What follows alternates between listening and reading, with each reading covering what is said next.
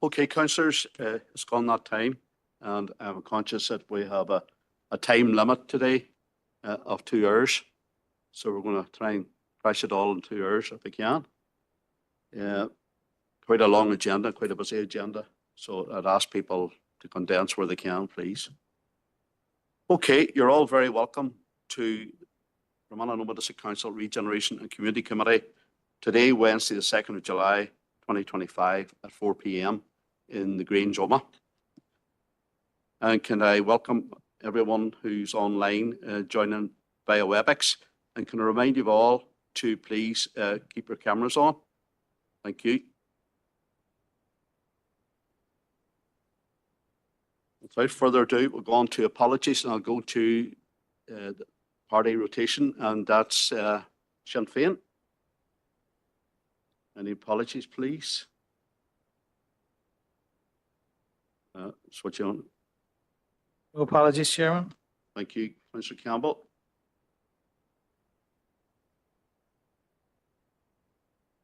Councillor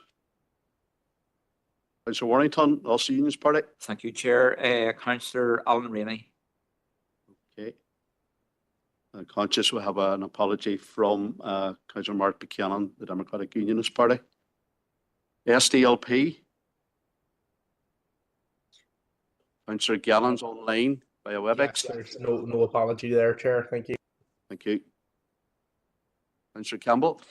Just to advise that Councillor Anne-Marie Donnelly is running late, but plans to arrive in the chamber shortly, you know. Okay, thank you. And I'm conscious of some of our items today, we have speaking rights, and that's Councillor Anthony Feely is going to come in to speak on a few items, and he will be allowed on after the various debate takes place in the chamber, and he'll be allowed to say his piece, and without voting rights, of course. So as and when we'll call him in.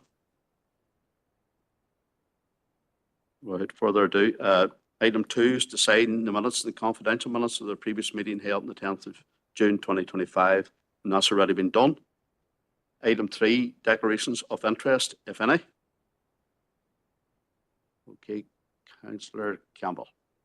Yes, Chairman. 5.1 grant aid report, just as a member of one of the groups considered for funding, and also 8.1 the RAISE program, just as a local lecture for the college.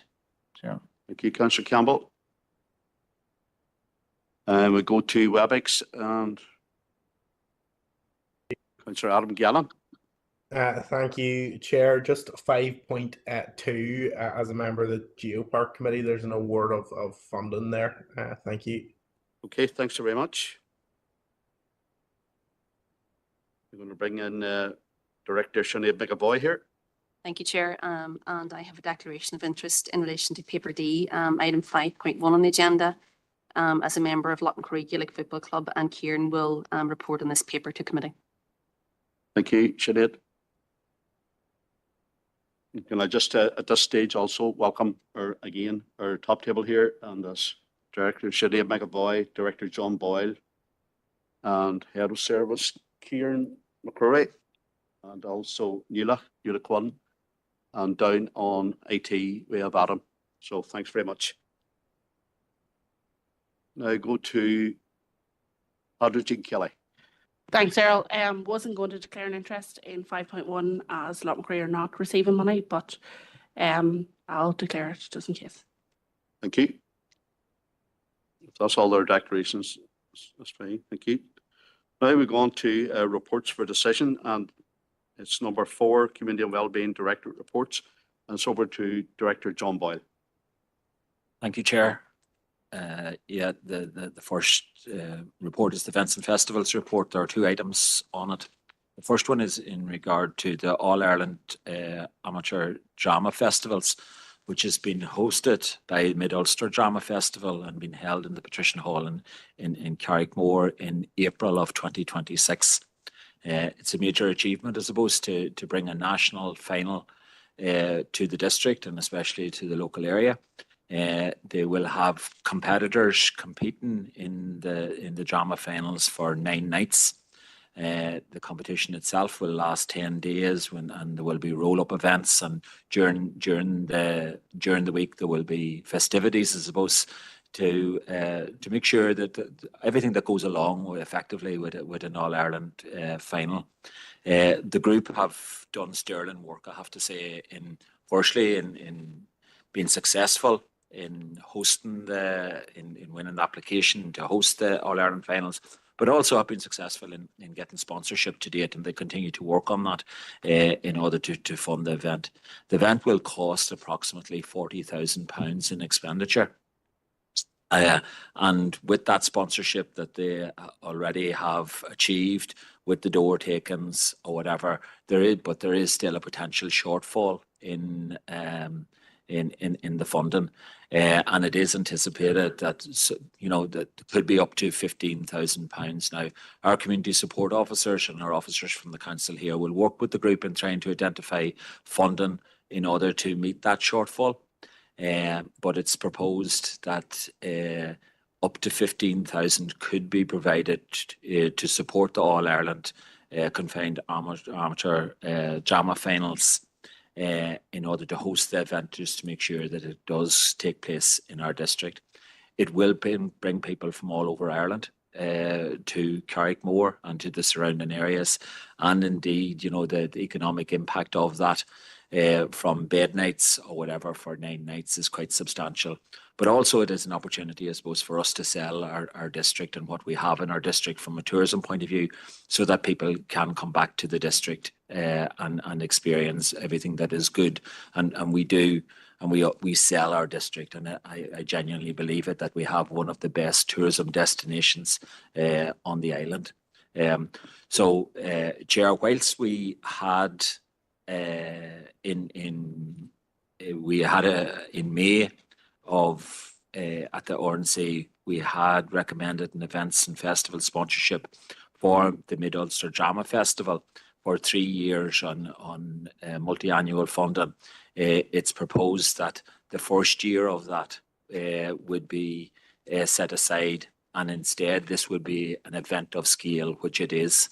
And it would be proposed that the funding up to 15,000, and I wouldn't anticipate that it will be that, but depending on how the group work with the sponsorship and how our officers work with the group in order to try and find alternative funding, but up to 15,000 would be made available in order to make sure that the drama finals, All-Ireland drama finals, take place in our district. The second element is in relation to outward sponsorship. There are 2 council-led events which have successfully secured sponsorship, which are taken place, and it was mentioned, this one was mentioned at the council meeting last night. The Teddy Bears picnic here in Omagh has received £6,395 from the Housing for All programme in order to enhance the activities that take place which is in the Grange Park here. And also the Fearmana event has secured 1,000 sponsorship from Monaghan Brothers in Lisnaskea to sponsor the Fearmana event.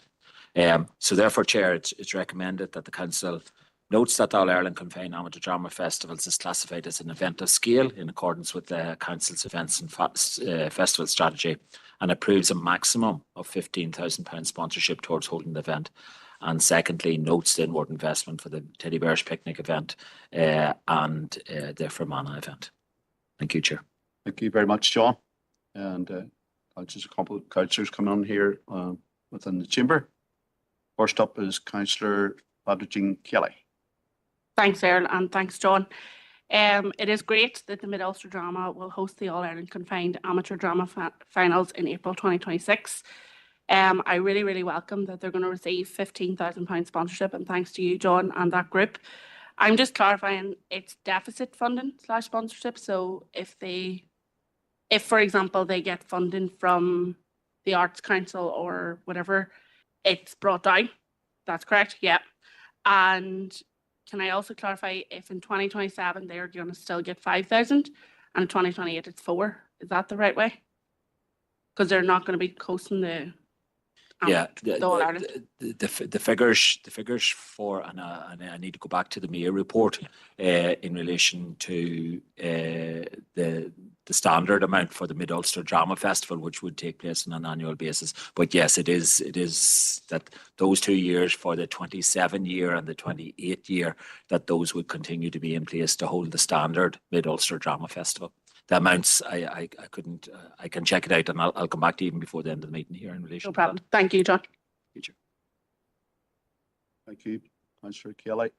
Next up, we have Councillor Barry McInduff. Yep. Thank you, Chair. Again, I want to thank John as Director and Alison as Chief Executive for meeting with myself and the Mid-Ulster Drama Festival Committee representatives in the very recent past. And we discussed the importance of the All-Ireland confined finals, you know, the scale of the event, small s, you know, the scale of the event, it's kind of cultural offering, that type of thing.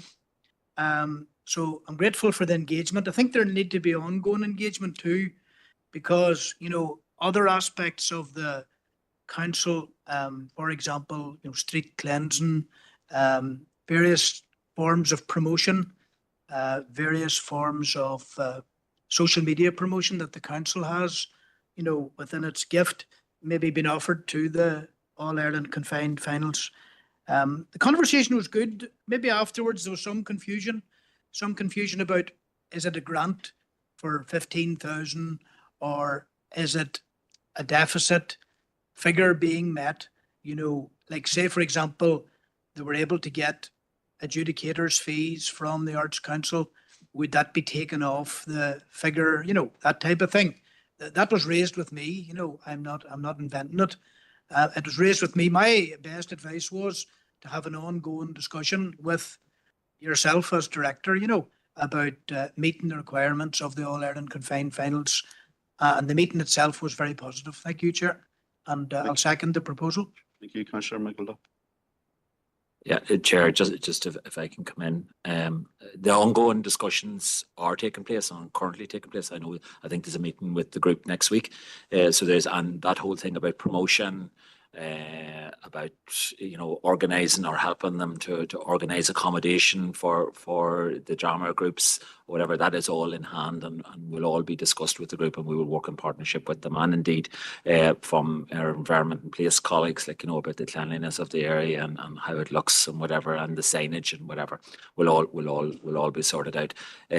I suppose in relation to it, it is clear that it's not we're not providing sponsorship of 15,000. It is up to 15,000. Councillor Kelly is absolutely correct in that it is effectively deficit, or if there is a deficit there, and it will all be based on the expenditure and the receipts of the group that are organising the event or whatever, so that there's appropriate backup and financial accountability in relation to it.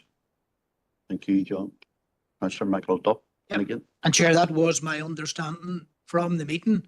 But since the meeting, you know, reflecting on the meeting, that confusion was introduced, you know, so that ongoing discussion is absolutely essential. Thank you. Thank you. I'm conscious that this be proposed and seconded. I'm conscious we have speaking rights for Councillor Anthony Feely. You have no voting rights. You're aware of that, Councillor Feely. But I'm going to allow you to see your piece.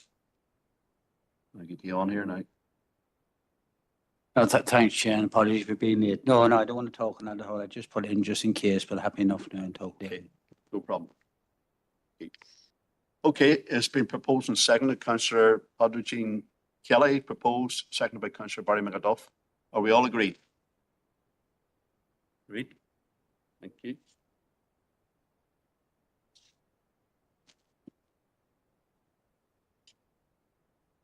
Okay, next on our agenda, we have item 4.2, and that's to consider a report on the Draft Heritage Plan 2030, and it's paper B in your packs. And it's over to Director John Boyle. John. Thank you, Chair. Yeah, Chair, this is the first draft from Anna District Council Heritage Plan. which is before members. It has gone out for consultation, and it is included in Appendix 1 of the report. It really sets out the strategic lines upon which we will be moving in order to improve our heritage, to improve access to our heritage, to protect our heritage, to open up access for residents and indeed visitors to come and experience our heritage. And we have a rich vein of heritage throughout our district, whether it be, and we have went down the lines of the natural heritage, built heritage and cultural heritage of our district. And those are the thematic strands that flow throughout the document.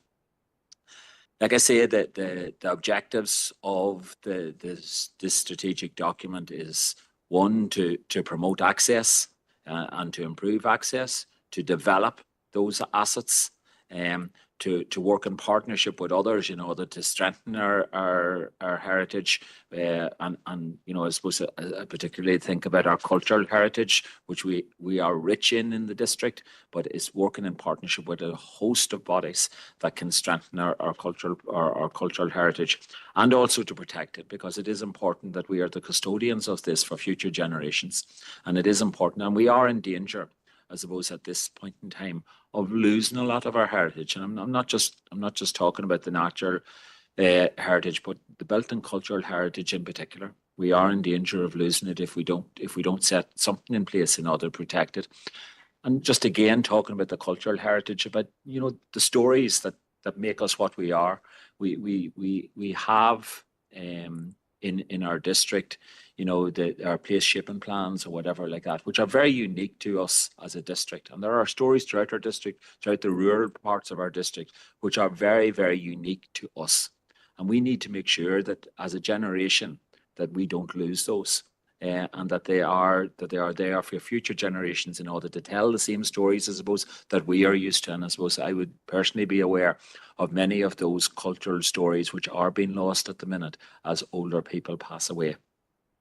As part of the heritage plan, we went out for a 12-week public consultation, which started in January of this year, and there were a number of mechanisms of face-to-face meetings and so on. There were a total of 359 responses received, which is quite a sizable amount of responses in relation to a strategy. We would normally see that number in relation to a strategy. So it just shows the importance that the public see in the importance of this for our district. It demonstrated a strong support for the objectives that we have set out. And there was only a small proportion of respondents, a very small proportion, I have to say, who expressed disagreement or uncertainty or reflected on that the plan was an endorsement of our heritage that we have in the district. And that engagement and that consultation really has, and I genuinely mean this, like it has actually shaped what our actions are, what our objectives are, and what our actions are, and those actions have changed as a result of those consultation processes. You will see in section 2.5, how it impacted on the draft document itself from a cultural and social heritage point of view, from inclusion and accessibility, education and youth, community capacity, communication, sustainability, and indeed those local priorities, those local stories, as I've spoke about before. And we're pointing out that there was 2 workshops with members also, and following the last one of those workshops, there were identified groups which we specifically targeted then in a targeted consultation process, and their responses have also been fed into the draft document which is before you. So therefore, Chair, it's recommended that the Council approves the draft Heritage Plan 2030 and its associated action plan for Fermanagh and Omagh District Council as set out in Appendix 1 as the Council's strategic framework for leading, protecting, promoting and sustaining the district's cultural, natural and built heritage. And I have to say that we are, these heritage plans are a big thing, I suppose, in Southern Ireland. And it's good to see that we are now seeing the importance of heritage for our district. And I think the importance that it has just from a cultural point of view, but also from a tourism point of view, you know, for the future is very important. Okay, thanks very much, John, for that. And now we'll go to the speakers in the chamber. And first up is Councillor Tommy Maguire. Good Carly, thank you, Chair. Just seeking clarification on 2.5.2. The second bullet point reads broader representation of Irish and Ulster Scots heritage, going beyond language to include music, folklore, traditions, and place names. Could I just seek clarification that going beyond language is not excluding language? It's just the way it reads there, you know, it just going beyond language as if we were going beyond something new. So I'm happy enough that the language, which is a very rich part of our heritage, as we all know, Irish and whatever other languages are spoken around the area. So thanks for that clarification, John. So I'm quite happy to propose the recommendations for my. Okay, proposed. Chair, just to confirm, definitely language is very much part of our heritage, yes, and it will be very much part of this. Okay. Second is Councillor McAduff. Thank you, Chair. Again, my focus was drawn till 2.5.2, and I would propose just a slight amendment of the wording there, that it would be broader representation of Gaelic / Irish, Gaelic / Irish and Ulster Scots heritage, including and going beyond language, which I think would capture the essence of maybe the latter part of the consultation. But just to agree with the director that, you know, other counties, you know, we're Fermanagh and Tyrone here, but Leitrim, for example, was one of the templates that I looked at for a heritage plan, you know, Leitrim County Heritage Plan. And they're important documents, important visions. And I'm just happy to second Councillor Maguire, Corrier McGear's proposal. Thank you, Chair. Okay, thank you, Mr. McAduff. You want to come in now? No, that's good, yeah. Okay, I'm conscious, obviously, I know what you're saying there, and we have to be broad on this, and it has to include all cultures and traditions as well. So thank you. As proposed and seconded, proposed by Councillor Maguire, seconded by Councillor McAduff. Are we all agreed? No opposition. Okay, thank you. That's that one. On to item 4.3, and that's to consider the report of the Director of Community and Wellbeing, and it's paper C in your packs. Director John Boyle. Thank you, Chair. Yeah, there are three elements to the report. The first one is in relation to the Be Seen, Be Heard, Belong campaign, which has been led by Sport NI to try and encourage and ensure that women and girls are valued, celebrated, safe, and not restricted to their gender in sport and in recreation. And to see and to encourage more female players, coaches, officials, and indeed those sitting on committees in various sports clubs. It is, and we have seen it in our own district, and one of our corporate objectives is to increase participation of women and girls. And we see a drop-off of women and girls from the age of 16 in their involvement in sport and sporting activities, but also on the administration side of sport. And I suppose this campaign is calling on the sports sector clubs and to work with clubs in order to make them more inclusive and welcoming for women and girls. And Sport NI will actually be providing some help and guidance in relation to trying to make that vision a reality. So it is proposed that Fermanagh and Omagh District Council would sign up to the campaign and work in partnership with Sport NI in order to promote the campaign across the district, and maybe get some of our women and girls who are involved in sport in all different aspects of sports to become part of the national campaign, in order to try and encourage local people here, if they see them on a campaign, to become involved themselves. Secondly, and I suppose very topically at the minute, in relation to ending violence against women and girls, we have taken, and it was mentioned at the council meeting last night, we have taken a report through in December of 24 for a local change fund to end violence against women and girls. The scheme opened for applications on the 25th of February, closed in March. There was a shortfall in the take up of that funding of just over 16,000. And we were planning to go out for another call to see if there was any uptake in relation to it. But in conversations with the Executive Office, who is the funder of this, it's proposed that the remaining budget would support animation activity to raise awareness and promote the events, the Ending Violence Against Women and Girls strategy. We heard at our council meeting last night the importance of education, the importance of going into schools, the importance at a very early age of highlighting the issues with regard to violence against women and girls. And so we are proposing that money which you receive from the Executive Office will be put in place in order to have a showcase video for network and awareness raisings, and to work with local organisations, community groups, youth clubs, sports clubs, and so on, to build capacity and skills around those difficult conversations about violence against women and girls. The third element of the report, Chair, is just in relation for noting that the Northern Ireland's Executive's anti-poverty strategy is out for consultation. It was launched on the 17th of June. Responses are due by the 19th of October. Members will be well aware of our own anti-poverty strategy. They will have one of the first across all councils here. And that we will be making a response in relation to the anti-poverty strategy, and we will be developing that, and we will bring it through to the RNC committee in September. Probably will require council powers in relation to that, but we'll apply for those at the September council meeting.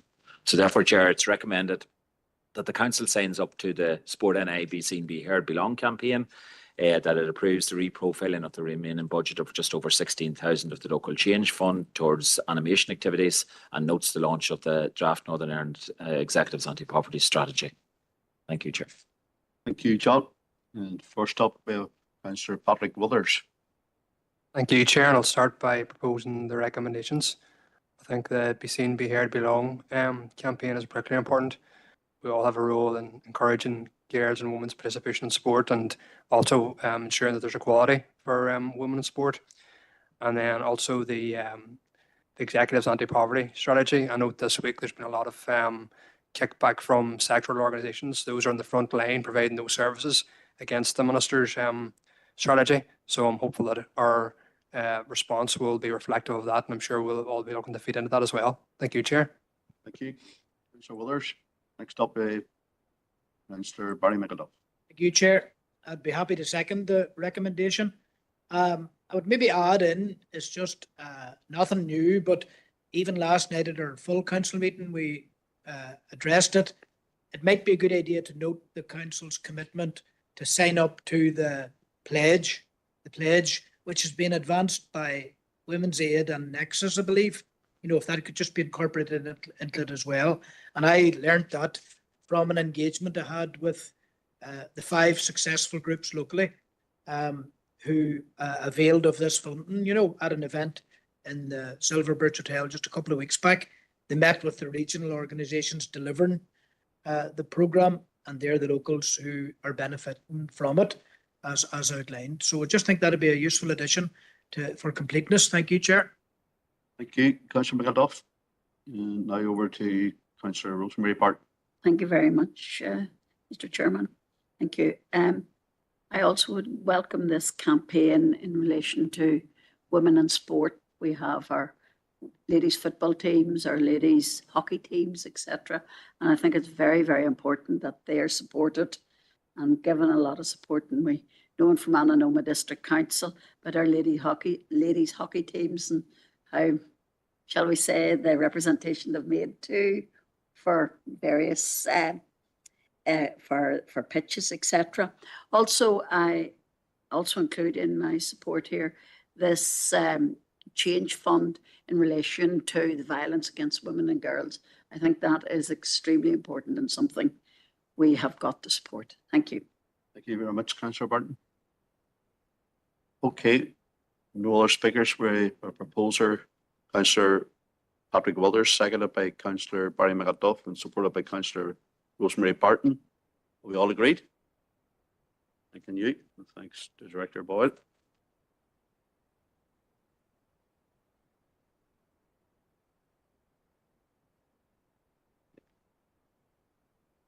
Okay, we're on to item 5 now, and it's Regeneration and Planning Director reports. And it's over to Kieran, I believe. Kieran McCrory here. So you're lit up, you're ready to go. Thank you. Thank you, Chair. 5.1 is to consider the grant aid report, paper D. You have it in your packs.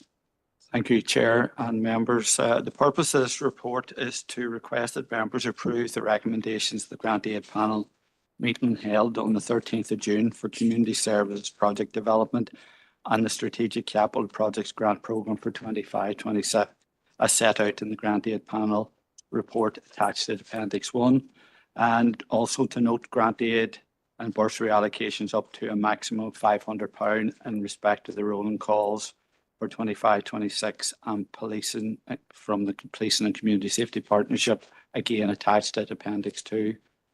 Members' grants to all funds were assessed under the grant aid under the Fit with Corporate objectives and the programme specific criteria as outlined in the funding guidelines, grant aid code of practice and guidance for groups. The assessment process was undertaken as follows. Applications were initially reviewed for eligibility. Where an application were deemed eligible, it proceeded to assessment. Eligible applications were assessed by officers and initial recommendations formulated. And following moderation, an assessment report outlining the list of ineligible applications and recommendations for award of funding were prepared for officers and presented to the elected members grant aid panel on the 13th of June. 2 applications were received for community service project development and recommended for the full maximum funding available at £2,000. All other grants and bursaries reported to the grant aid panel for noting, and the 2 grants that were allocated to Cavan Development Association Fintna at £2,000 and Fintna Pierce's GA at £2,000. We go on then to the Strategic Projects Capital Programme. Just to remind members that the Strategic Capital Project Programme opened for online applications on the Council's Submit system on the 7th of April 2025 and closed on the 9th of May. And the scheme invited applications from local community voluntary organisations with a project plan to enhance existing facilities or to meet an unmet local need.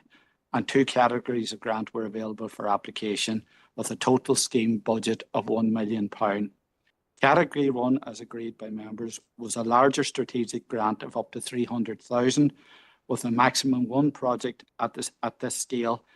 The project should be of strategic significance and must remotely demonstrate how it serves communities across the district electoral area or across several district areas in the district. And Category 2, medium strategic grants of up to 100,000. A minimum 7 grants will be awarded and will be equally spread across the district and the DEAs. As part of the process, mandatory information sessions were held to the call opening and to facilitate additional interest during the open call, and additional online sessions were delivered. There was 1 in each area and resulted in 200 people attending the workshops, representing 144 distinct groups and organisations, inviting very clearly to those participating in those meetings eligibility of the programme. The assessment process consisted of 2 stages followed by a moderation. Panel 3 officers undertook stage 1 eligibility check. Advice was provided by Council Planning, Building Control, as well as Finance Department on eligibility queries. Stage 2 consists of scoring and was undertaken by a panel of 3 officers with representation from the Capital Projects team, Community Service, along with Economic Development and Investment. Where conflicts of interest were declared, officers withdrew from the assessment and were replaced by Office for the Regeneration and Planning Directorate. As agreed, the socio-economic scores at 30% top areas of deprivation and areas in receipt with no capital funding in 5 years were assessed using the project location postcodes, and again that's attached at Appendix 3. demonstrating the methodology and for the project scoring. Moderation then was undertaken by 3 heads of service, lead office, to review the decisions made regarding eligibility and scoring and prior to approving the recommendations to be brought to the grant aid panel. In category 1, a total of 8 applications were submitted. 5 met the stage 1 eligibility criteria and progressed to stage 2. All 5 applications that were scored exceeded 65% scoring threshold. And in category 2, a total of 25 applications were received. 14 met the stage 1 eligibility criteria and progressed to stage 2 scoring. In total, 12 applications exceeded the scoring threshold with 2 falling below 65. So in the process, we received 33 applications across criteria 1 and criteria 2. And the mathematics will tell us that we had an allocation of 1 300,000 and 7 100,000. So only 8 applications could proceed at this stage. And the quality was excellent and demonstrated by the number that exceeded the 65. But as I say, the allocation was £1 million, 1 300,000 and 7 100,000. No applications were received from category 2 from the West Tyrone DAA. And the recommended project for category 1 funding is from the Oma DAA, with the same applicant making a successful application for category 2. And once in the application of no application from West Tyrone and no alternative eligible project from Oma DAA, it had resulted in availability of 2 additional grants. And once each DAA had been received the highest level funded, then it proceeded then to the 2 highest scoring projects across all the scored projects and criteria. So a summary of the projects recommended by the grant aid panel for funding are set out below in terms of the Oma DAA Oma Lawn Tennis Club at 300,000, Enniskillen Gales at 100,000, Erin East, St Mary's Maguire's GFC at 100,000, Erin North, St Malise GFC, Irvinstown at £99,909, Erin West, Timor Shamrocks at 100,000, Mid Tyrone, Barra Swiss Football Club, 93,204. At that point, that was all the DAAs covered. And then we proceeded then to the next highest scored applications, which were in Mid Tyrone, Tatty Ray GA Club at £100,000, and in Mid Tyrone again, Air Oaks on Carrickmore. It is recognised that unsuccessful groups will be disappointed, and we're already receiving some communication on that with the outcome. And to aid groups in preparing any future application fund, the investment funding programme team will provide feedback to all successful applicants with the offer an in-person meeting. That grant aid panel agreed to support the recommendation as outlined in the report attached. The grant aid panel noted allocations of up to £500 in respect to rolling grants and noted the community safety partnership grants attached to Appendix 2. And as we proceed now, there will be an appeals panel established for any applicant wishing to appeal a decision. So members, the recommendations are approve the recommendations of the grant aid panel meeting held on the 13th of June in respect to the community services project development as set out in the grant aid report at Appendix 1. Approve the recommendation grant aid panel held on the 13th of June in regard to allocation category 1 funding of 300,000 to Oma Tennis Club. Allocate category 2 funding as follows: Enniskillen Gales 100,000, St Mary's Maguire Bridge 100,000, St Molly's Irvinstown £99,919, Timor Shamrocks £100,000, and Barra Swiss Football Club 93,204. Approve the highest ranked projects, excluding top projects in each DA, to Tatty Ray GA Club and Air Oak on Carrickmore, 100,000 each. Approves the reserve projects in category 1 in Enniskillen Gales and category 2 Mid-Ulster Community Arts Trust, Carrickmore, and note that total budget to be allocated from the strategic grant of originally £1 million of 993,123 There was no project that could take up the final £7,000. And then to note the awards approved by the relevant head of service for awards up to £500 and notes the awards of the Police and Community Safety Partnership. Thank you very much, Kieran, for that very in-depth report. And just got to make it clear from the outset, I'm a member of the Grant Aid panel, but I wasn't available on the day and was out of Northern Ireland that weekend. So without further ado, bring in Councillor Patrick Withers. Yep, thank you, Chair. And I also will start with proposing the recommendations. I think at the outset as well, it'd be remiss if we didn't thank Councillor Green for originally coming up with this idea, and the wider Sinn Féin team have then supported it, and we've developed it from there. And obviously the council staff for ensuring that not only they work during the whole process, but indeed before that, and bringing the whole process together. We can see there's a clear a lot of clubs who will benefit and organisations who will benefit from it. A good mixture there, and I think there's also inclusivity there in terms of for all abilities, even though there's sports there, because we can see from even the tennis club that got the 300,000, but improving wheelchair access for their facilities, and then you have Air Oak there in terms of a sustainable gym and all inclusive and sensory room and all that. So all very good stuff there, and then of course Taddy Ray GAA in terms of their all-weather pitch, which will improve their facilities around the year. And then Bear Swifts, I know that have been out there themselves, and they were very keen to see floodlights coming onto the ground so that they could improve their all-round playing facilities and training. So that will enhance their grounds and obviously encourage more people to participate in the sport. So overall, a great initiative, and very pleased to see it. And hopefully more clubs will benefit in the future. And obviously, congratulations to all the clubs that have been successful, and those that haven't been. I'm sure we'll work with them in the future, see if they can get funding in the coming years. Thank you, Chair. Councillor Withers. Councillor Roisin Devine Gallagher. Thank you, Chair, and I'd like to second those proposals. I just want to clarify a concern raised with me by the local club regarding the recent grant decision, specifically around Carrickmore Handball Club application. The club is understandably disappointed not to have been successful, but particularly given the circumstances, specific efforts that they went into the submission.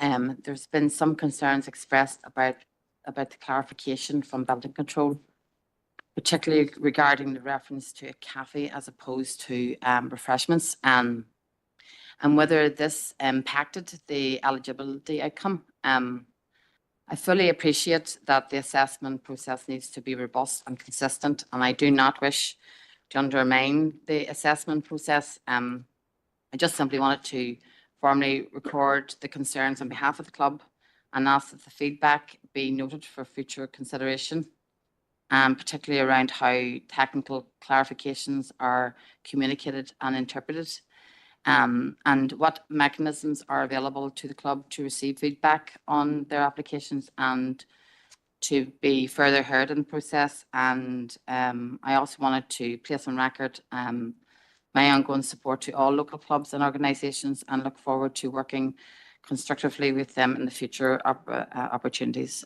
Thank you, Chair. Thank you, Councillor Gallagher. Do you want to come in now, Kieran, again? Chair, first of all, I mean, in terms of quality of applications, and again, I expect it, I suppose, a £300,000 grant and 100,000, you're going to get quality. We were also very clear, and I pick up your point, Councillor, at the assessment or the workshops, that very competitive process, and all aspects of the application had to be 100% right in terms of eligibility. This group unfortunately fell on a technical point around what was in the application and what actually was set out in the statutory approvals in terms, particularly grant aid, building control. It's very frustrating because, again, the guidelines are, once you've submitted the application at a point in time, we're not allowed as officers to go back out for clarification or check. And unfortunately, it's in a competitive process. It's the onus of the group to provide us with the required information to make a decision at a point in time, and to be fair for those that actually have delivered absolutely out. We appreciate, and I highlighted there that with 33 groups have come through this time. Again, the quality is really good in terms of what our community organisations and voluntary organisations are putting out in terms of not only the application, but the work they're actually doing. And again, it was highlighted at the grant aid panel that these projects aren't just about sport or it's about the health and well-being of their communities, and they're doing it in a voluntary capacity. So we can appreciate that. And we will also, as I say, we're very keen to follow up with those groups as soon as possible, even before, an appeals process. We're also mindful that as a result of this council proposing this project, this is a 5-year scheme. And again, my learning from a lot of this is that projects need to be getting ready now with planning, building controls, designs, etc. now, from now on, to be ready again, because we will be able to hit the ground running with this scheme again in 25 or 26, 27. I think one of the things I have commented on is that we opened this in May, and we're now at the end of June ready to go with applications. So the process is very robust, but it's moved very, very quickly. So that's what my advice would be to those groups, would be, right, go at it again next year. So. Okay, thanks, Kieran, for that. Over now to Councillor Brian McAuliffe. Thank you, Chair. I want to commend our officers for working through these proposals, these applications. And I too want to recognise the vision of Councillor Green, who brought this proposal forward. I was happy to second it and work with him on the project, and Councillor Debbie Coyle had an early involvement. But we won the support of the full council. Everybody had an input. Everybody saw the value in this. And other councillors in other areas, other councils, have said to me that they're envious of this project. I've got that from other councils within Nilga. People are saying that's remarkable. And at the Fermanagh Open Tennis Championship finals on Sunday, I was able to communicate, that the council, this local government authority, is doing its best to empower community-based organisations in the community and voluntary sector, including sport, to succeed. And it was appreciated by Tennis Ireland. It was appreciated by everybody present, that scheme is in place. And I would like to congratulate Omagh Tennis Club on achieving the big one. And tennis is a very accessible sport, and tennis is also for all ages. And I'm thinking of taking it up myself. So just watch that space. But the other clubs as well, I think it's the spirit and intention of the programme that all DEAs will win. That didn't happen in year one, for obvious reasons. But I think it's at least desirable that all DEAs would win. But congratulations to Era Og, to Taddy Ray, to Barra Swifts, where I scored a penalty against the chairman of Barra Swifts, Maguire's Bridge, Irvinstown, Timor, Enniskillen. This is great news for our community. And I welcome Councillor Devine Gallagher's intervention there, just on behalf of a local club which is seeking feedback, and seeking clarity and getting clarity around being heard further. I'll leave it at that. Thank you, Chair. Thank you, Councillor McAuliffe. Down now to Councillor Glenn Campbell. Thank you, Chairman, and I'd echo those words in support of our officers and sort of gratitude for their work in processing the applications. And I suppose it does make sense that, once an application is submitted, it has to be front loaded in a highly competitive process. There isn't that option to go back and say to the club, you don't have this right, or you don't have something else right. So I think that's understandable. And I think the offer that was made and is made to clubs, that they can meet with officers after the process for feedback, I think that most clubs should be taken up on that. And I hope that that's something that will happen, and I suppose it was disappointing as a West Tyrone councillor that there was no applications from the West Tyrone DA. And I suppose that's something maybe that officers could consider, what what can we do to try and avoid that? I mean, we're probably all trying to promote the opportunity for groups, but is there any way of kind of trying to ensure that, I suppose, the spirit and intent of the grant is that every area does be successful in some of the categories, you know? So I would leave that with the officers if there's any tweaks that can be made there, but overall, I think it's to be greatly welcomed, this investment in our communities. Thank you, Chairman. Thank you, Councillor Campbell. Councillor Declan McGardle. Thank you, Chair. I just want to thank all the officers and especially Councillor Green for coming up with this brainwave. He doesn't blackguard all the time. He's a very brainy councillor and it was fantastic work there. And if Barry McElduff is going to take up tennis, I think I'll go for the cream and strawberries. I just want to congratulate a neighbouring club of myself and Director Boyle there, Timor Shamrocks, on securing £100,000 for the club. Well done to the committee, and it just shows you with a bit of work and the work ethic and the case brought forward that what a club can secure, you know. So well done to all, and hope this continues. Thank you, Chair. Thank you, Councillor McGardle. And it just goes without saying, and any of us are on the grant aid panel, there's always feedback to any group out there if required, and we always say it at the end of the meeting, please feed back to the groups. So you can take that back, Councillor Gallagher. That'd be great. Okay, that's been proposed by Councillor Patrick Withers and seconded by Councillor Rushing to Devine Gallagher. Are we all agreed? Okay, no dissent. Thank you. Thanks very much, Kieran, for taking us through that piece.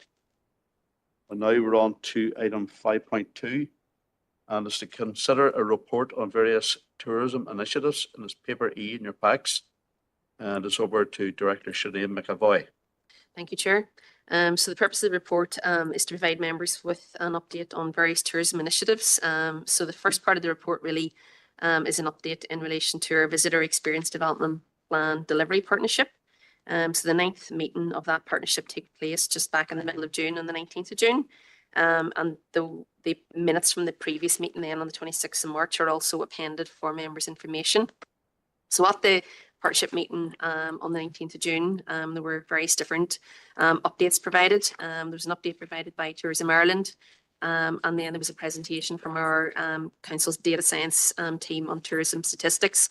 And members, you'll see the detail of that set out at Appendix 3. There was also updates provided from Tourism NI, Waterways Ireland, National Museums NI, National Trust for Manor Lakeland Tourism. And members, just to note then that wider VD update report that would have been discussed then in detail at the partnership meeting is attached then at Appendix 2 for members' information. The second part of the report then is in relation to our Sustainable Tourism Destinations Training Programme. So members will be aware that as part of the Council's commitment for the region to be globally recognised as exemplar regenerative tourism destination, which is obviously a significant theme within our Visitor Experience Development Plan, it's proposed to contribute to Quilca Lakelands Geopark to deliver a 4th training programme open to tourism businesses based in the Fermanagh part of the Geopark from autumn 2025. The Geopark has received considerable interest from businesses in the area to complete the training and then to join the Geopark Tourism Business Network. And Appendix 2 sets out the list of those who are currently network members. Paragraph 2.2.2 of the report then really sets out what that tourism business network really is about. And each of the 32 network members have already completed the 14-week Sustainable Tourism Destinations Training Programme. And the training programme has been operated since 2020 with 3 cohorts already receiving training. The training notably has been recognised as best practice by Tourism NI and Fáilte Ireland and has been delivered in other destinations across the island of Ireland. So the contribution requested is for £5,000 and Cavan County Council and Tourism NI then have also confirmed their equal contribution for the programme delivery. And just to note then, the Tourism NI also plan to open a call for a wider cohort to join the training programme. So in terms of recommendations then, members, it's recommended that the council notes the update in relation to the VD delivery partnership and approves a contribution of £5,000 to Quilca Lakelands Geopark to roll out the 4th cohort of the Sustainable Tourism Training Scheme. Okay, thank you very much, Sinead. And first councillor up is Councillor Rosemary Barton. Thank you very much, and for that report, Sinead. And I note the training programs, but I also noted in the press this week, as perhaps you will have also, the decline there has been in tourism, particularly in Fermanagh. And as big new figures would reveal a drop of more than 200,000 bed nights, which is very, it's not good news, and it's very discouraging, particularly in the year 2023-24, and that's worth 17 million to the local economy.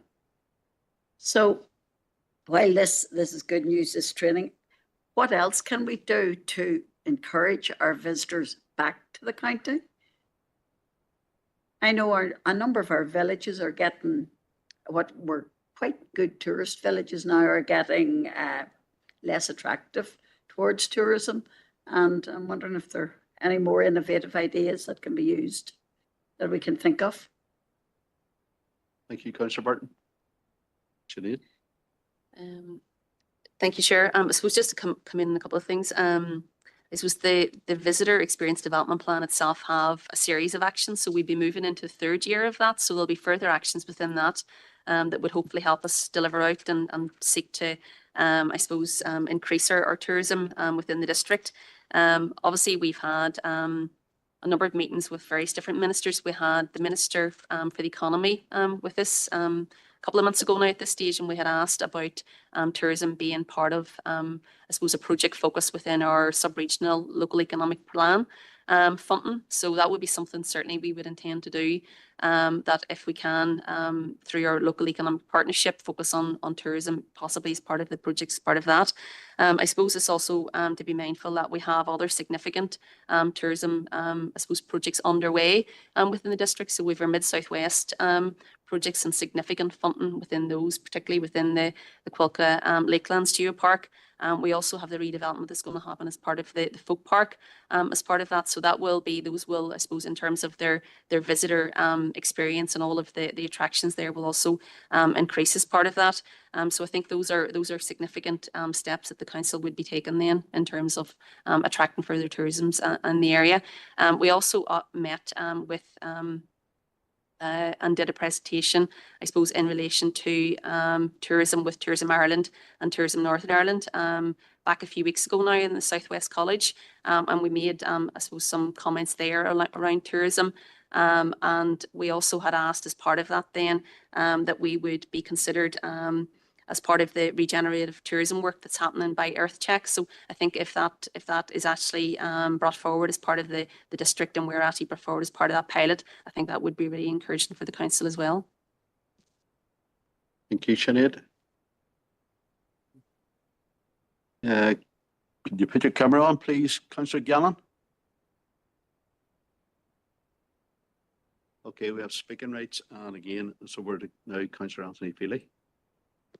Thank you, Chair, and thanks for that, Sinead. And I just wanted to speak a wee bit on that item 2.21 with the geopark and that initiative that's going there, because it's a very good initiative. And I met some of the people who took part in that last year at a function in Steve Russell, and it was some great businesses there, big, very different businesses, hotels, B&Bs, and then the Waterway Taxi there, different ones, and Keenan Cottage there, lovely wee cottage down in Leaky, that's just doing B&B, you know. So, and it's good to see, I'm glad the council is funding this as well as CAV and Invest NA. And I was just wondering, Sinead, what way are we going to attract other businesses to this? Will we advertise this on Facebook or letting other businesses know along with them business we already have? And it's a very good initiative, and I just wanted to welcome it. Thank you, Mr. Feely. Sinead. Thank you, Chair. So as Councillor Feely, as far as I understand, there will be a recruitment process as part of it. So we'll go through a process in terms of attracting and businesses applying for the training. Okay, thank you. There are no other speakers. Can we have a proposer and seconder for the recommendations?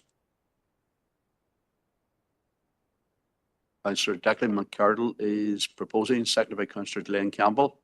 All agreed? Thank you for that. Thank you, Sinead. Okay, we're on to item 5.3. And that is to consider a report on the meeting of the Agricultural Liaison Group held on the 26th of June 2025. And it's paper F in your packs. And so we're to Director McAvoy again. Thank you, Chair.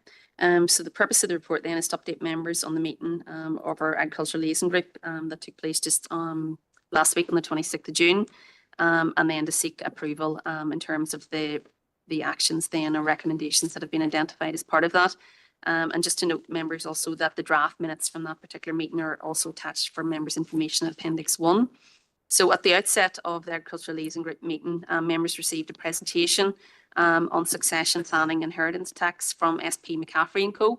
And the presentation is attached to Appendix 2. And I think it was a really informative presentation. It considered farm succession planning and the approaches to that, as well as the financial implications of inheritance tax on farms. Members also then at the meeting considered key priorities and issues affecting the district in terms of our agricultural sector, and there were a number then of matters discussed and agreed. So members discussed their briefing to the Agriculture, Environment and Rural Affairs Committee back on the 3rd of March and really focused in on the importance of that evidence provided, really focusing on the matters pertinent to the local agricultural community in Fermanagh and Omagh. And members also noted that as part of that briefing paper, in its conclusion, there was a request to that committee to report back to the council in due course on the issues raised during the session. And the Agricultural Liaison Group agreed that this would be followed up after the next meeting of the group in the absence of any response back from the committee on that. Members also discussed the value of previous industry visits to the group and agreed that arrangements then would be made for a visit to the Agricultural Cooperative Fane Valley in Omagh, and also to explore the options for a focus farm visit in the Republic of Ireland, which would be selected based on their exemplary farming methods. Members also discussed the complexity of farm entitlements and the support schemes that are available to farmers, and agreed that it would really be helpful if we could have an official from the department to come along to a future meeting to update members on that and to explain all of the issues and process around farm entitlements and also farm support schemes. And members then also considered the correspondence from the Minister of Agriculture, Environment and Rural Affairs, and in particular the comments that had been provided by the Minister regarding water quality analysis, which was part of that Oxford research report, and the update regarding the Northern Ireland Environment Agency Water Quality Monitoring Programme. And members agreed that officers should explore the options available for the Agricultural Liaison Group to receive a comparative overview of the data from the Oxford research paper and the NIA statistics, and then we would provide an update on the options then at the next group meeting. So in terms of the recommendations then, members it's recommend that the council approves the recommendations from the June Agricultural Liaison Group to note the presentation on succession planning, to issue follow-up correspondence to the Agriculture, Environment and Rural Affairs Committee following the next meeting of the Agricultural Liaison Group in September, to make arrangements for a visit to the Agricultural Cooperative Fane Valley in Omagh, and to explore the options for a visit to a focus farm in the Republic of Ireland, which would be selected based on their exemplary farming methods, to invite an official from the department to attend a future meeting of the group to update members on farm entitlements, farm support schemes, and also include information on the Just Transition Fund, and then also to explore options available to the group to receive a comparative overview of the data from the Oxford research paper and from NIA, and to provide an update on those options at the next meeting of the group. Thank you very much, Sinead, and quite a comprehensive thing there as well. But I was just thinking, Councillor Green was wanting to come in on this one. Councillor Seamus Green. Thank you, Chair. I want to propose the recommendations, and also just on that bit of work that's been done around the Oxford study. I think it was from the agricultural meeting. I was doing a bit more research into it, and what the Minister is saying in relation to the way that they gather data around the nutrient levels in rivers and that. I was doing a bit of research on it, and he kind of dismissed the Oxford study, but it now seems that the Oxford study was actually done on sampling in rivers, and whereas what the DARE is going by is a desktop sampling or a desktop modelling system. And if you compare desktop modelling to the actual sampling, you will find that scientifically the actual sampling is a far higher standard than a desktop modelling. So just to add that in, that if we are getting somebody to look at that maybe is mentioned as well. But I'm happy to propose. Thank you, Councillor Green. Over now to Councillor Rushing, Devine Gallagher. I'm happy to second those proposals, Chair. Happy to second. Thank you. Okay, it's been proposed and seconded. The adoption of the recommendations. All agreed? And Councillor Anthony Philly, speaking rights. Sorry, happy enough? Okay. That's great. That is the way. Okay, we're on to item 5.4, and it's to consider the report of the Director of Regeneration and Planning, and it's paper G in your packs. Ian is Director Sinead McAvoy. Thank you, Chair. So there are three elements to this report. The first one is a matter for decision, and then the other two parts of the report are for noting. So the first part of the report then is in relation to a request for approval for sponsorship award to a women's entrepreneurship organisation. So the Voices for Seven is a group made up of female business owners from the Fermanagh District Council area, and the group are facilitating the business exchange trade mission to Dubai on the 22nd of October this year. And the trip will allow for 20 people from a variety of sectors to meet with industry experts and other entrepreneurs. And given that the visit really does complement the Council's wider economic development strategy and the key target market of women entrepreneurs, it suggested that a sponsorship contribution of up to a maximum of £1,000 based on evidence of eligible expenditure and confirmation of the final details of participants from the Council District be made to the trip, and then that the group would also provide an evaluation of their visit. Then the second part of the report then is in relation to letters of offer for noting. So it's to note that a letter of offer has been accepted from the Department for Communities towards the Community Support Programme for 25-26. And then also to note that letters of offer have been accepted from the Public Health Agency for the programme set out, excuse me, at paragraph 2.2.2 of the report. Excuse me. And then section 2.3 then of the report is to note an update from our last Community Planning Strategic Partnership Board. So the Partnership Board met on the 10th of June and the minutes of the previous April meeting then are attached to Appendix A. So at our June meeting, we received a presentation from the Northern Ireland Housing Executive on their Irish traveller accommodation strategy and call for sites. And we also received a presentation from the Department of Agriculture and Rural Affairs regarding rural policy and how that future rural policy will be rolled out in Northern Ireland. And I think they were both well received and really informative presentations. And then the actions then set out within the report were also agreed at the meeting. The Partnership Board also discussed the potential for a celebratory event to mark 10 years of community planning, and that's hopefully something then we would discuss at our next meeting in September. And then members, just to note then that next meeting then will take place on the 18th of September at 10 a.m. in the Grange. So the recommendations pardon me, are that the Council approve sponsorship of up to a maximum of £1,000 to Voices for Seven towards their Dubai trip, notes acceptance of the letters of offer, and notes the update from the June 2025 Community Planning Strategic Partnership Board. Thank you, Sinead. First up is Councillor Barry McAuliffe. Just like to propose the adoption, particularly drawn to the female entrepreneurship programme and the empowerment that that is. So welcome that proposal. I've had some engagement with some of the individuals in the past who are outlining their vision. Thank you, Chair. Thank you, Councillor McAduff.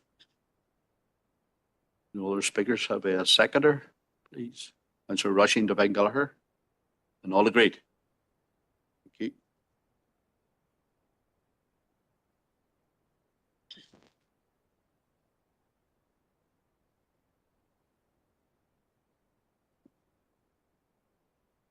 Okay. We're now on to item reports for information. So if these can, I'm conscious it's a 5:15 almost. So if we can condense a wee bit, I'll be grateful. On to item 6, Community and Wellbeing Director reports, and it's Director John Boyle. 6.1 to note the report on the Culkia Lakelands UNESCO Global Geopark. Paper H in your packs. Thank you, Chair. Yes, for information, Chair, 2 elements to the report. One is to note the minutes of the Geopark Committee AGM, which was held on the 18th of June, and to provide members with an update on the Landscapes NI Youth Ambassador Programme. During the AGM, the work of the Geopark was discussed for the past year, and some fantastic work that is going on. And we talked earlier about the heritage of our area, and some fantastic work going on in order to maintain and to ensure conservation of our natural heritage in that area. There is work going on with peatlands restoration, the development of the Shannon Pot Discovery Centre and Cavan Burn Park, and also I suppose the plans to link the Marble Arch Caves to the Shannon Pot Centre. The initiatives that we have in relation to the Mid-South West developments, which members will be well aware of, the successful of the shared island funding of £6 million for delivery of projects in the Culkia Master Plan, the extension of the regenerative tourism, which Sinead has just spoke about, and the Geopark in Ambassador scheme, and the engagement work with businesses, which Sinead has also indicated in her report. So an awful lot, and those are just the high level instances about what the work of the Geopark, the maintenance of the Geopark. It is, I have to say, that the Geopark is becoming bigger, becoming better, becoming more recognised as an international asset on the world stage, and I think it is only going to go from strength to strength. Secondly, in relation to the Youth and Ambassadors Programme, we did report that the Geopark were applying to or were part of a combination of groups to Landscapes NI for funding of 72,000 for over 2 financial years has been secured through Landscapes NI, and the Geopark has been allocated. It says 4,600 there in the report. It should actually read, I think, 4,800, because it is a total of 9,600 over the 2 financial years, 25, 26 and 26, 27. So all very positive, Chair, for information purposes for members. So therefore it's recommended that the Council notes the draft minutes of the Culkia Lakelands UNESCO Global Geopark AGM and notes the Youth Ambassador Programme funding which has been received. Thank you, Chair. Thanks very much, John, for that. And Councillor Rushing Devine Gallagher. And just report to note then. Yeah. Post the note. Thank you very much. A seconder for noting. Councillor Rosemary Barton. All agreed. And we're allowing Councillor Anthony Feely in here speaking rights. I get you on here now. Over. Thanks, Chair, and thanks, John, for that. And I'll be brief. I know you want to get through the meeting, another meeting coming on, but I had a few notes tucked down here, and John has just said nearly everything I was going to say there. So I'd just like to agree with John there with the great work that the Geopark is doing, and growing on the whole team with the great work they're doing, and big investment beside me there up in Lochnavar at the Forest Drive. But I just wanted to touch on, and it's at the AGM there, was it 2 weeks ago there, like it was very poorly attended by the Fermanagh councillors, and that trend has been going on all year. And I have been chatting, myself and Alison, the Chief Executive, has been chatting about this show. And it's kind of disappointing when you see the great work that the Geopark is doing. And as John says, it's getting bigger and better, you know. Just take, for instance, at the AGM there's only 2 of us there, myself and Elaine. And there's 5 of the Cavan councillors was there. And not even apologies coming from some of the Fermanagh councillors, you know, which is disappointing. And I was the chair of the committee last year and I enjoyed that year. And even at the AGM, I'm vice chair now, and Elaine proposed me, and there wasn't even a councillor from Fermanagh to second that. One of the Cavan councillors had to second that. So I just wanted to take note of that, and maybe some of the Cavan councillors Fermanagh councillors take more interest in this committee, because it's a good committee, and I just don't like the way it was attended last year, and I just wanted to make that point today, and Alison also knows about it too. I was just wondering what does John think about that himself as well. Thank you. Thank you, Councillor Feely. Yeah, Chair, the Geopark is a joint initiative with Cavan County Council and Fermanagh and Omagh District Council, and the committee is made up of representatives of members of Cavan County Council and Fermanagh and Omagh District Council. I suppose all we can do is encourage those members who have been allocated to the committee to attend. There are quarterly meetings of the committee, and then I suppose the big one is the AGM each year. And it is an important committee. There's some fantastic work going on, but some big decisions that are being made. You will see the level of the funding which the Geopark is attracting, and it certainly seems to be an open place for funding, from Shared Island and various other initiatives. So it is an important, when we talk about the heritage of our district, that is one of the aspects of the central heritage of our natural heritage of our district itself. And that partnership with Cavan County Council is very important. So it is important to maintain that structure and for members to attend. So all we can do is encourage as best we can. Thank you, John, for that. Okay, it's been proposed and seconded for noting. We're all agreed. Thank you. We're on to item 6.2, and that's to note update report on the development of a proposed county museum. Paper I in your packs, and it's over to Director Boyd. John. Thank you, Chair. Yeah, Chair, at the December 24 committee meeting, it was discussed about the development of a proposed Tyrone County Museum, and that we communicate and re-engage with National Museums, NI, and the Northern Ireland Museums Council, and indeed with the 2 other councils which form part of County Tyrone, Derry City and Strabane District Council and Mid-Ulster District Council, with the view or with the proposal of establishing a Tyrone County Museum in Ulster.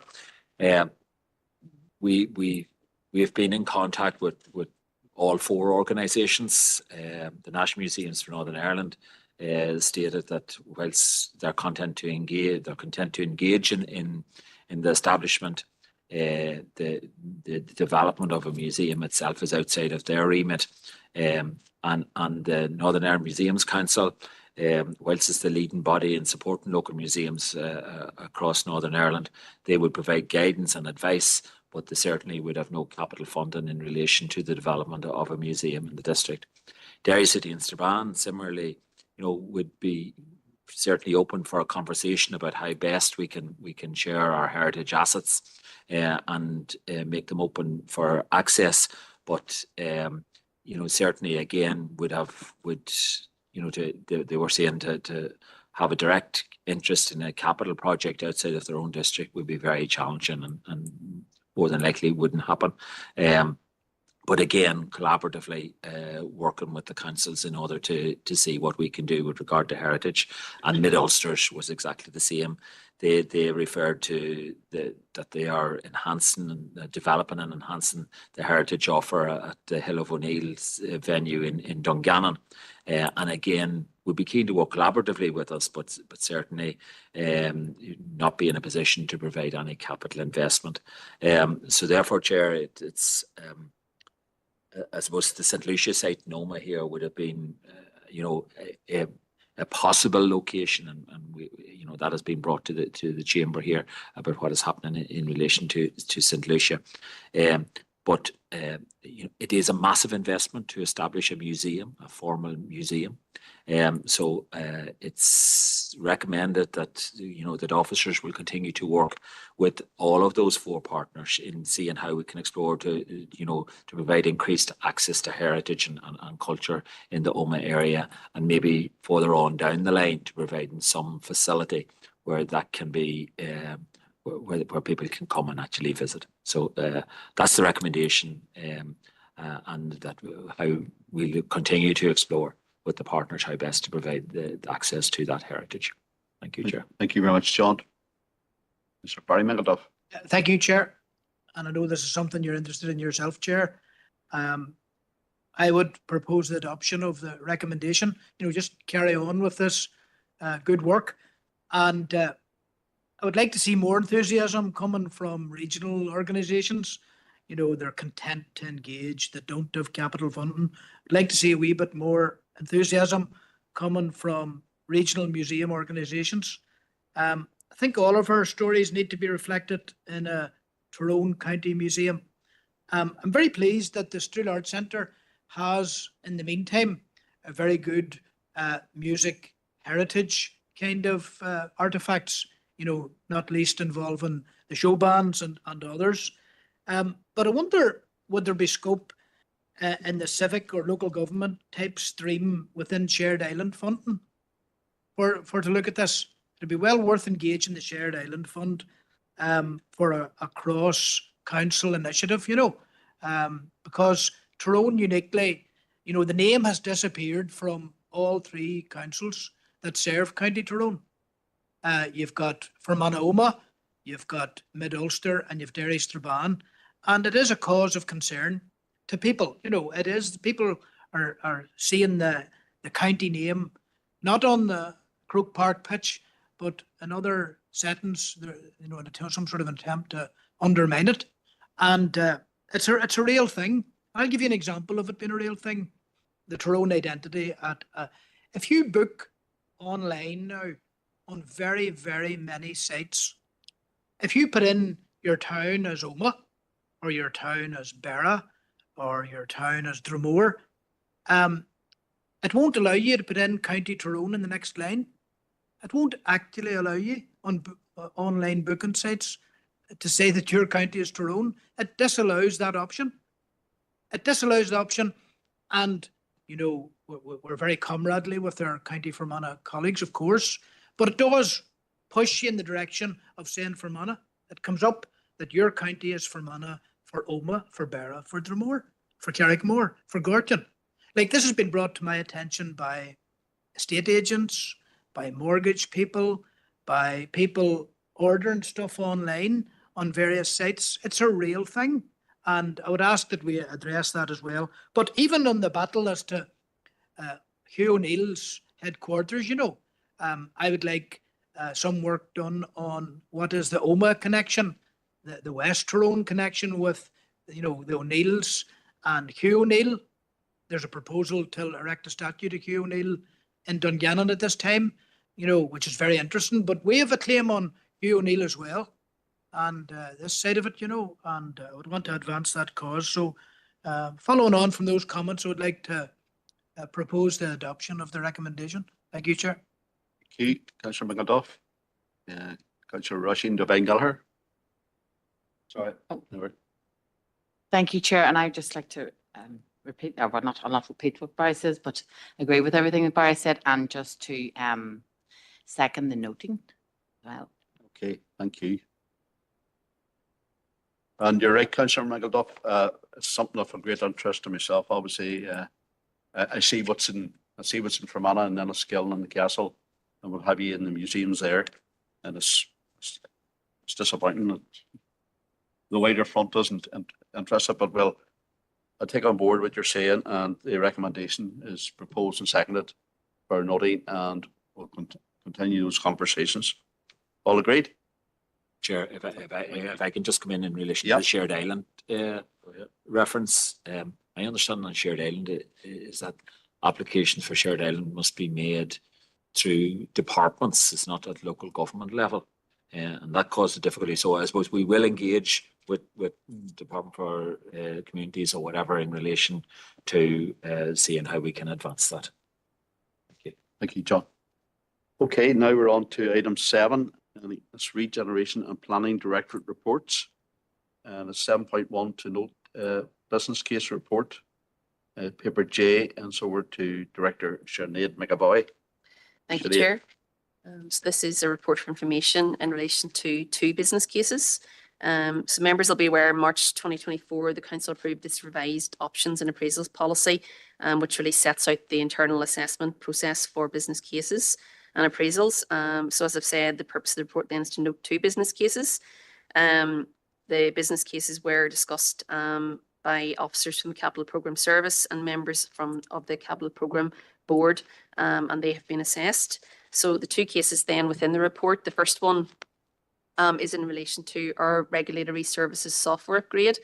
So that particular business case sets out a case to combine 3 legacy software systems used within the regulatory services area into one single operating system. The upgraded software will improve service efficiency and support ongoing innovation within the service delivery. And it will also include an online portal that will enable residents and businesses to submit a wider range of applications and track their progress. So members then to note the budget for the project is £68,750. And as I've noted in the report then, it was approved at our Capital Programme Management Board on the 16th of June. And the project would be scheduled to be completed then within the 25-26 financial year. And then the second business case relates to festive light replacement for both Omagh and Enniskillen town centres. So that business case sets out case for replacement of festival lights for both town centres. The replacement is really required due to a combination of factors, so combination of age and condition of the existing features, which have dulled and faded over time. And that's due really, I suppose, to exposure from weather in terms of winter conditions. And now they're at the end of their life, and as a result then they're prone to breakdown once they're installed each year. And just to note also then that festive features such as this really do have an operational lifespan of 5 years before requiring major repairs, and most of that, the current stock that we have then are reaching that and have really reached their practical limits in terms of maintenance. And the budget for that project then is 198,000, and again it was approved at the Capital Programme Management Board on the 16th of June. And just to note then, the appropriate financial provision is available within the 25-26 capital programme to support both projects. So it's recommended that the Council notes the business case details in section 2 of the report. Okay, thanks very much, Sinead. Can we have a proposer and seconder a note, please? Councillor Rosemary Barton. Seconded by Councillor Roisin Devine Gallagher. You're popular today, Roisin. Very good. Are we all agreed? Okay, on to item 7.2, and it's to note the corporate plan impact report, period 2, paper K. Director McAvoy. Thank you, Chair. So members will be aware that Fermanagh Omagh Council agreed its new corporate plan back in July 2024. And the corporate plan then sets out our strategic direction for the district for the next 4 years. So the progress reporting in the corporate plan happens on a biannual basis, so members will be familiar with these reports coming forward. The second reporting period then covers October to March 2025, and this paper then provides really a summary of the progress received against the corporate plan objectives over that period. And as we know then, the corporate plan has 4 core priorities. So the corporate plan impact report that's attached then really sets out, I suppose, the achievements against those 4 different core priorities. So the 4 core priorities then, they contain 13 objectives and 40 measures over the 4-year period. And then Appendix 1 provides the members with the detail of the key achievements against the core objectives. And members will note then that the paper then attached at Appendix 1 is a slightly different format in terms of the layout of the impact report. So it's set out in such a way then that it pulls out the summary of the key achievements against each core objective under those core priorities. So progress has been assessed as demonstrating good progress and are on target for delivery within the time frame, cost and deliverables identified for all of the 13 core objectives and all 44 actions. So the report then at section 2.4 really sets out some of the highlights then, but those are really just highlights, the detail of the excellent work right across the directorates then against the objectives then are set out in detail within the report. An analysis of the Council's corporate measures will be undertaken then and reported at the RNC committee in a meeting in the autumn when we have all the relevant data against those. And then in addition to that, the annual performance report for 24-25, which really sets out a full and overview of the Council's performance over that year, will be reported then to this committee in September. So the recommendation then, members, is that the Council notes the corporate plan impact report for the period October 24 to March 25. Thank you again, Sinead. Okay, can we propose and second note? Councillor Anne-Marie Donnelly is proposing. And I'll second it. Councillors Sure. Rushy and Thank Ben you. Gallagher seconded. Are we all agreed? Thank you.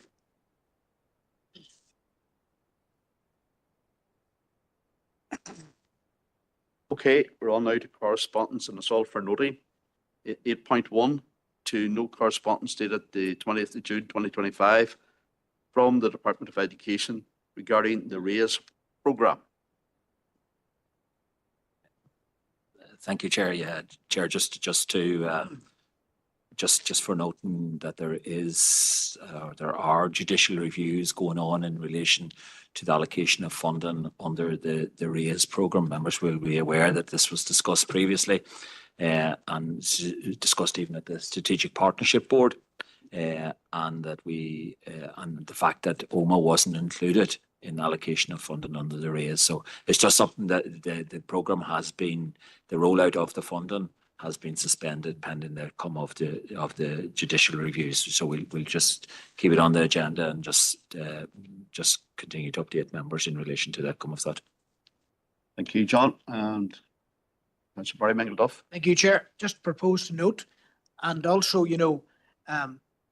for us to be on the lookout for other opportunities with the Department of Education, other schemes, other projects that might raise educational attainment levels. Thank you. Thank you. Will a seconder to note, please? Councillor Anne-Marie Donnelly, seconded. All agreed?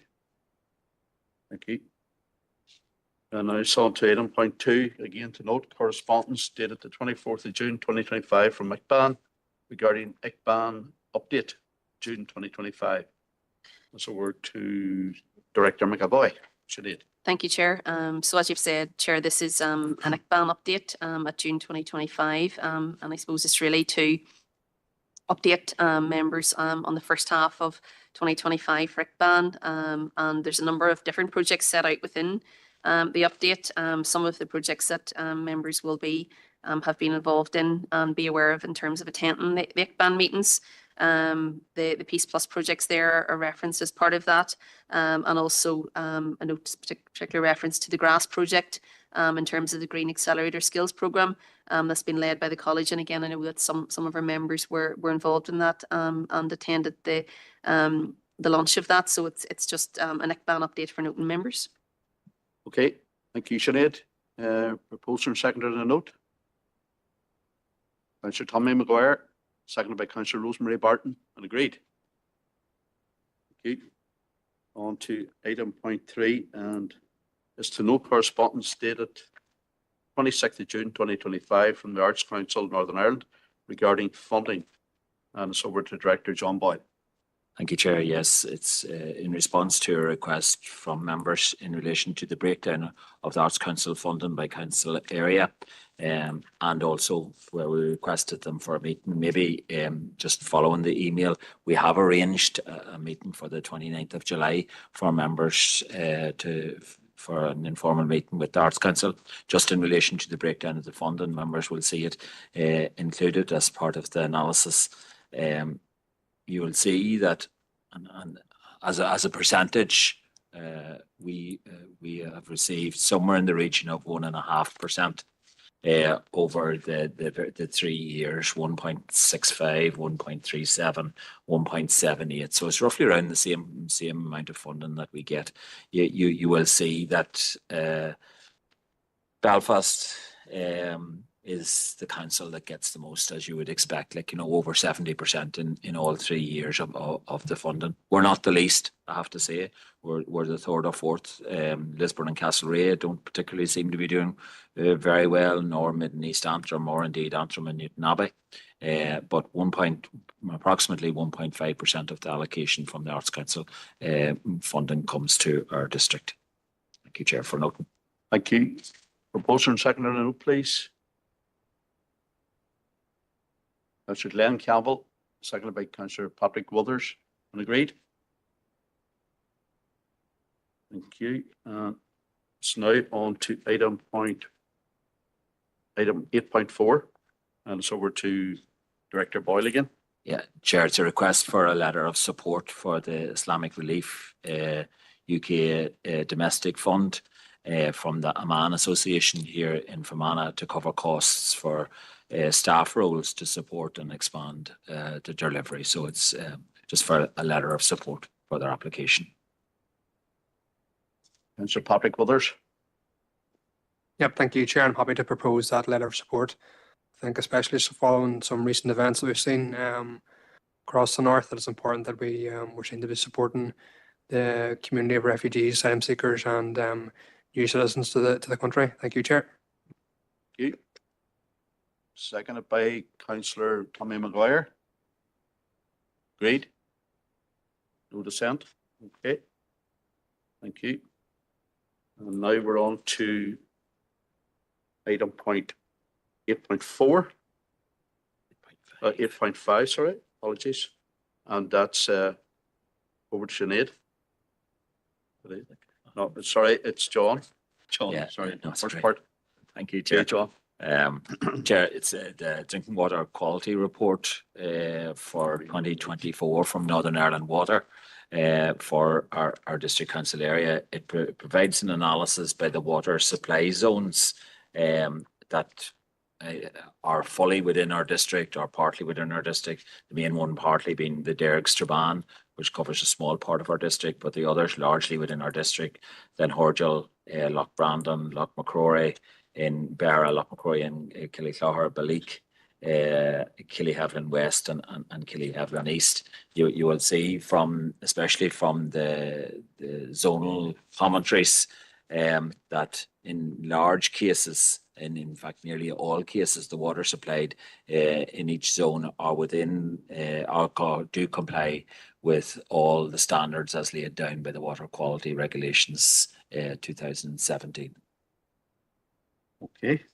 For an open chair, yeah. Okay. You've all had a chance to read that. Proposer and seconder, a note, please. Councillor Anne-Marie Donnelly proposed. Seconded. Councillor Tommy Maguire. And agreed. Thank you. And now we're on to it's item 9. 6. There's 2 more. It's 8, sorry, there's actually all pieces of correspondence that came in late. So it's 8.6, and a big over to Director McAvoy. Thank you, Chair. So this is a letter from the Department for Economy, and it's in relation to our local economic partnerships and specifically in relation to staff funding costs as part of that.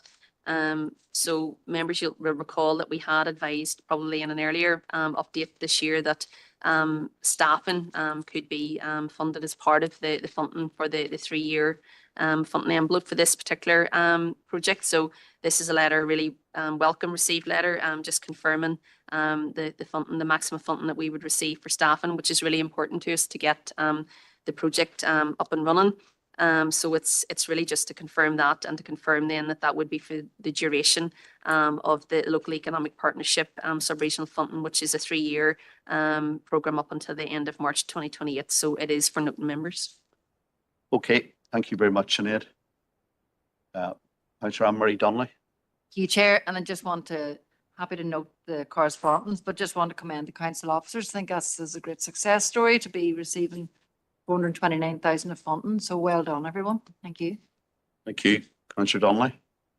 The seconder to note, Councillor Rushing Devine Gallagher. Which is definitely a record today then. Well done. Okay, next speaks Director McAvoy. No, we're the Director Boyle this time. Thank you, Chair. This was referenced last night, I think, by Councillor Stephen Donnelly in relation to, this was an email which came in yesterday afternoon. It's in relation to projects to support social and racial cohesion. An extra funding has been made available for councils on an application basis of up to 20,000 per council. So, Chair, it's just to note that we have received it. We will be making an application which has to be with the Executive Office by the 8th of July, and we will be consulting with the various bodies in order to see what initiatives we can do in order to improve social cohesion and to improve any racial issues that we may have within the district. So, Chair, again, it's just for noting, and we will inform members of the success of that or not. Thank you very much, John. Motion seconded a note, please. Proposed, Councillor Rushing Devine Gallagher. I'll be a seconder. Councillor Glenn Campbell. All agreed? See. That's part of it. Okay, and now we're on to any urgent and relevant business, and I'm aware that Director Sinead McAvoy wants to give an update. Director McAvoy. Thank you, Chair. So I just want to provide members with an update on the exchange of information and correspondence between DFI and the Planning Appeals Commission on the Dalradian public inquiry, and specifically in the context then of the DFI transboundary consultation. So since my last update at the June committee, DFI has provided the PIC with what they've referred to as an issues paper, highlighting the issues raised in the transboundary consultations that were received. And then on the 19th of June, the PAC acknowledged receipt of that, and they sought clarification from DFI as to whether DFI consider that further environmental information is required to progress the applications. And then since that letter, there's been two further letters corresponding between both parties on the question as to whether or not further environmental information is required. And that matter has been referred back to DFI by the PAC, and the PAC have asked DFI to advise them of this by the 7th of July. Okay. Any comments? Or it's just for relief for noting? Just proposal seconded a note. Councillor Patrick Jean Kelly, seconded by Councillor Anne-Marie Donnelly. Agreed. Okay. No other business has been notified to me. So with that, thank you all for your contributions, and you're all working together today to achieve our meeting there by 5:45. So thank you very much, and hope you all have a lovely weekend.